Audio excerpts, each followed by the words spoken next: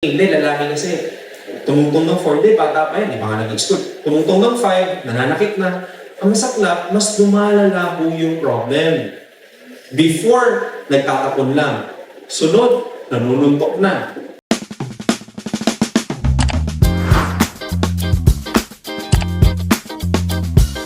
Sa culture natin dito sa Philippines, minsan sasabihin na, hindi pag lalaki kasi minsan matagal talaga bago magsalita. Ang hintayin mo lang kasi baka wala lang siyang masyadong kalaro, kaya siguro ganyan. So, waiting and waiting sila until hindi na rin po nila alam when is the time po talaga to have their children be checked for have the proper diagnosis. Kailan po ba talaga dapat? Tayo bilang magulang, especially mga nanay, no? Karamihan nandito mga nanay, magaling po ang ano nyo, yung gut feeling. Meron po tayong pakiramdam na parang may something Pero paminsan, naaapektuhan lang siya ng variables. Meaning, ng biyanan, sabi ko ni biyanan, ni daddy na ayaw tanggapin, nagigets ko. Pero madalas, may agam-agam ka na. Kaya palagi sinasabi ko sa mga magulang na pumupunta sa amin, tapos may agam-agam.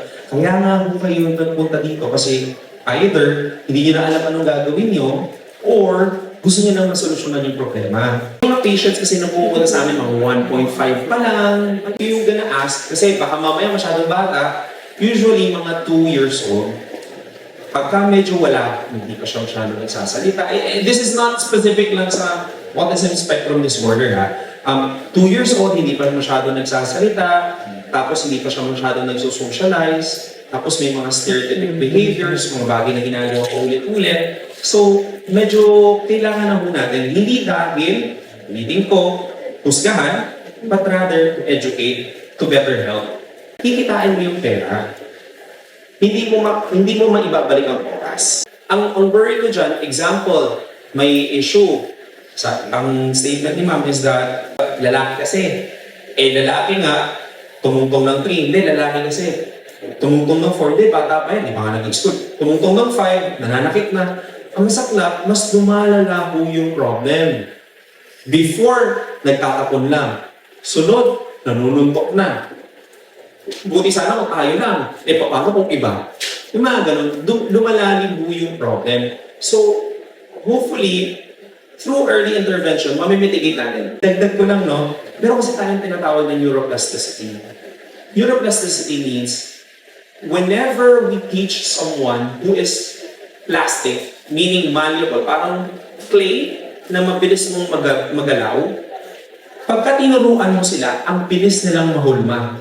Ang problema, medyo yung lambot ng clay nakadepende sa age. So kapag the more na mas tumatanda yung bata, medyo mas nagiging stiff. Kasi nade-develop na yung personality, nade-develop na yung skills, mas mahaba na yung hahabulin mo at kung ano-ano pa. At saka mas, yung neural connection, yung connection ng mga neurons sa brain nila, mas established na. So, pag mas natutunan nila yung mali, which is hindi kasi natin alam na, kailangan pala, may bagay na gusto siya, hindi ko agad ibigay. Kasi pagka binigay ko, ang tinuturo ko sa kanya, pag sumisigaw siya, inibigay ko yung gusto. Na-establish na sa kanya yun yung natutunan niya. Baka mamaya, yun din ang gawin niya sa iba. We need to correct that as soon as possible. We need to educate the parent as soon as possible para hindi po lumalim yung problema. But I always teach the therapist, ituro mo na lahat para hindi ka nila kailanganin. Iba ko mo na lahat.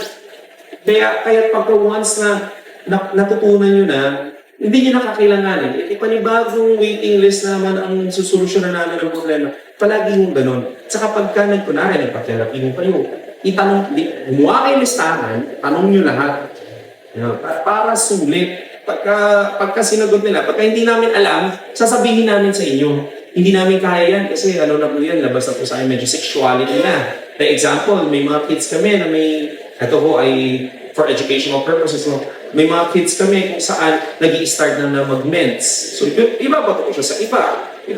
Tuturuan ko na yung magulang kung paano nila gagawin. Kasi syempre, talaga namang ako, so hindi po pwede. So, ganun po, may referral system kahit sa amin para mas matulungan natin yung bata. Okay?